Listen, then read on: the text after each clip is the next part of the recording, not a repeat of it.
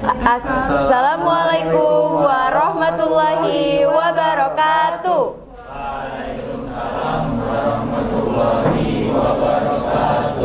Halo teman-teman semuanya, perkenalkan kami dari kelompok 3 akan mempresentasikan hasil karya kami sebagai memperingati Hari Bumi pada tanggal 22 April 2025. Sebelum itu, izinkan kami untuk memperkenalkan diri terlebih dahulu. Perkenalkan, nama saya Nyayu Anissa Raffakarima dan teman saya Khairana Mira Ramadhani. Saya Nabila Nuruljana. Saya Faikur Akbar. Saya Kenzi Bernesa Ferlisio. Jadi, kami akan menjelaskan apa saja yang kami buat dari proyek kami. Sebelum itu, mari mendengarkan silsilah dari proyek kami terlebih dahulu dan pengertian dari Hari Bumi. Hari Bumi adalah peringatan tahunan yang diperingati setiap tanggal 22 April di seluruh dunia. Tujuan peringatan ini adalah untuk meningkatkan kesadaran dan apresiasi masyarakat terhadap pentingnya menjaga planet yaitu bumi. Terhadap pentingnya menjaga planet yaitu bumi, termasuk meningkatkan kepedulian terhadap masalah lingkungan seperti polusi, perubahan iklim, dan penggundulan hutan. Bumi kita sedang menghadapi tantangan besar, krisis energi, perubahan iklim, dan pencemaran lingkungan. Salah satu penyebabnya adalah penggunaan energi fosil secara berlebihan yang menghasilkan gas rumah kaca dan merusak lingkungan. Karena itu, kita membutuhkan solusi nyata yang ramah lingkungan dan berkelanjutan.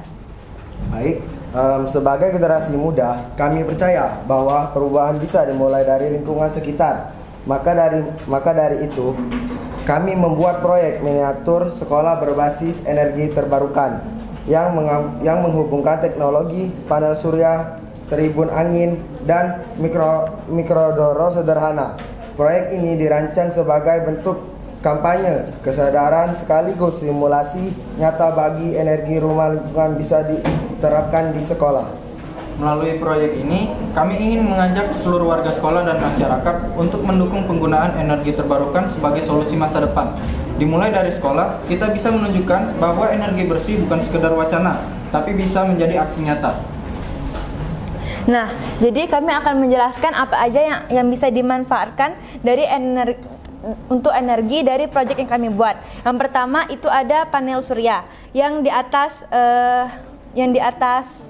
atap rumah ini. Ini kan lampunya bisa dihidupkan. Nah, panel surya yang kami pasang di atap atau gedung sekolah, terus asrama putra sama putri dan taman anggrek ini berfungsi untuk menyerap energi dari matahari, kemudian mengubahnya menjadi energi listrik. Panel surya itu akan menangkap cahaya matahari lalu mengubahnya menjadi energi listrik. Listrik ini akan mengalir kemudian bisa membuat menjadi lampu LED. Nah, sekarang turbin angin yang ada di lapangan ini untuk menangkap energi angin sehingga bisa menambah energi listrik. Selanjutnya ada mikrohidro, itu dia mengalir dari kolam ikan, dia berputar dan mengalirkan listrik dengan skala yang kecil. Nah, semua energi ini bisa digunakan untuk menyalakan lampu yang ada di asrama dan taman anggrek.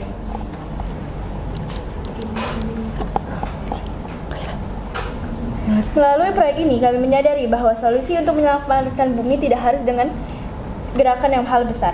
Dengan memanfaatkan potensi energi terbarukan seperti matahari, angin, dan air, kita bisa menciptakan lingkungan yang lebih bersih, hemat energi, dan berkelanjutan.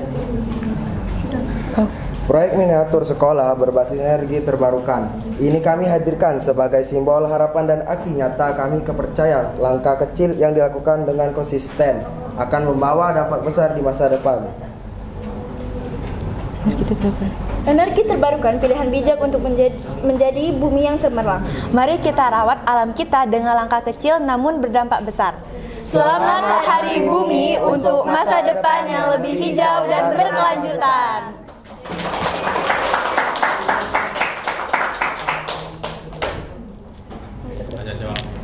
Oke, karena sesi penjelasan kami sudah selesai, kami membuka sesi pertanyaan bagi kelompok yang ingin bertanya. Apakah ada?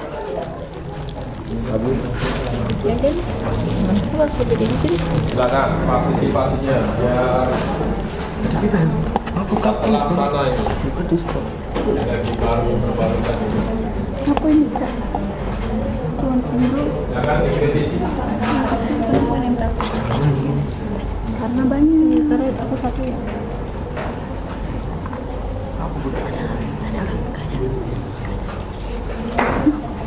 Silakan Kalisa. Waalaikumsalam warahmatullahi wabarakatuh.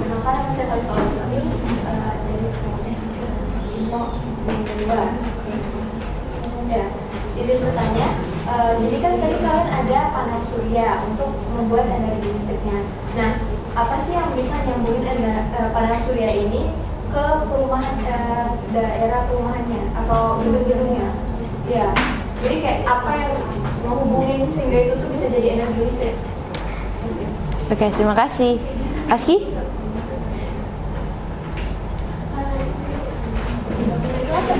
Cari kau, Aski. Jadi saya ingin mengajukan pertanyaan. Dari rancangan proyek kalian itu sudah bagus, tapi saya ingin menanyakan apakah kalau misalnya ini ditetapkan beneran di lapangan, ditetapkan bukan miniaturnya yang ditetapkan secara langsung di lapangan, apakah akan memakan biaya yang sangat besar atau malah ada pengurangan biaya? Ya. Kau udah bisa jawab yang Bisa langsung aja itu. Ini biaya lah. Nah, satu lagi, ini kan teknologi ini akan diterapkan di SMA Negeri 17 Palembang. Ya. Nah, seperti yang kita tahu mungkin di SMA Negeri 17 Palembang ini kalau untuk angin itu mungkin kita hanya beberapa, tidak terlalu banyak angin. Nah, apakah akan rugi jika kita menetapkan teknologi ini? Terima kasih. Kau jawab Aski. Oke, jadi izinkan saya pertama-tama untuk menjawab pertanyaan dari Kalisa. Jadi, panel surya yang kami buat ini, dia itu akan menghubungkan energi matahari menjadi energi listrik melalui proses yang disebut dengan efek fotovoltaik. Nah, sel-sel fotovoltaik yang terbuat dari bahan semikonduktor seperti silikon, dia itu bakalan menyerap foton dari sinar matahari. Saat foton ini mengenai sel surya tadi, dia itu akan melepaskan elektron yang menciptakan aliran listrik yang dapat digunakan. Terima kasih. Apakah sudah jelas? Selanjutnya pertanyaan Askia akan dijawabkan oleh Kaila dan Nabila. Aski, yang pertama pasti butuh biaya yang besar ya. Kalau kan kita gedungnya banyak, terus letak untuk kincir anginnya juga pasti banyak kan. Jadi kita tuh butuh biaya yang cukup besar untuk naruh panel surya di atap-atap gedung, terutama yang terkena matahari. Terus buat biayanya tuh pasti gede ya. Terus yang kincir anginnya kita pasti taruh di titik yang banyak anginnya, walaupun kadang nggak ada angin, tapi kan ada saatnya kayak mau hujan tuh pasti banyak banget anginnya kan. Jadi kami rasa nggak rugi sih. Enggak. Apakah sudah jelas? Oke. Karena tidak lagi Sekar mau bertanya. Oh, iya. Anggun?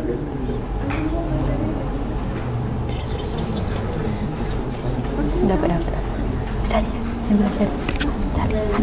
Cari. Tidak masuk akal. Oke, silakan Anggun. Perkenalkan, saya Siva Anggun dari kelompok Hanif.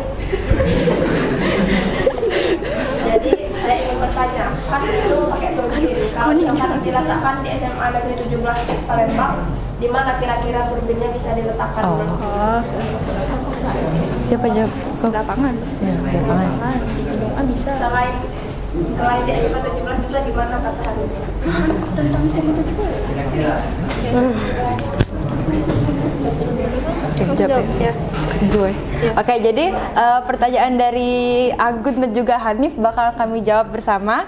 Nah, untuk lokasinya kan kami fokusnya ke SMA 17. Jadi mungkin kalau untuk wilayah lain kami kurang mencari tahu di mana tempat yang sesuai, tapi mungkin mencari tempat yang lebih banyak anginnya. Nah, kalau untuk di SMA Negeri 17 sendiri, menurut saya itu ada di gedung A, terus ada di lapangan basket, lapangan voli, lapangan tenis, gedung B yang di depan.